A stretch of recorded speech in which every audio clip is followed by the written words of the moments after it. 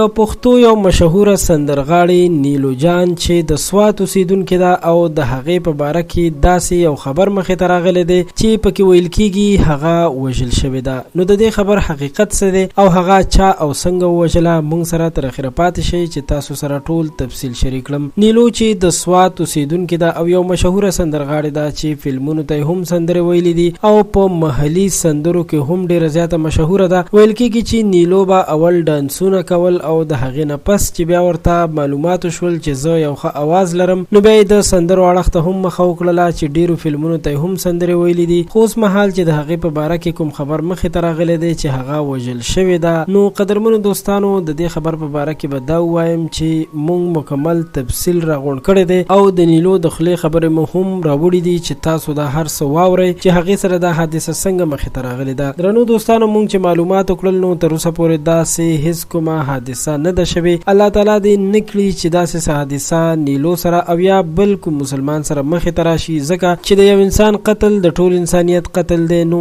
که هغه هر څه کوي هغه الله تعالی سره خپله معامله ده، خو د قتل ورسره د چا هیڅ کار نشته. خو د هغې په باره کې کوم خبر چې خورېږي چې هغه وژل شوی، نو دغه هم هوایي خبر دی، یعنی دروغ دی او د دې خبر تصدیق هیڅ نه دی شوی، ځکه چې نیلو روغه جوړه ده او هیڅ هم پرې نه دی شوي او نه هغې ته څه تکلیف رسېدلی دی. دا یو تازه خبر چې د پښتو پوسټ چینل د لارې مو تاسو سره شریک کړو. ستاسو ټولو هم ډیره مننه کوم چې دا ویډیو مو را سره تر اخره وکتله. بیا هم ډیره مننه، زموږ چینل در سره هم سبسکرایب کړئ.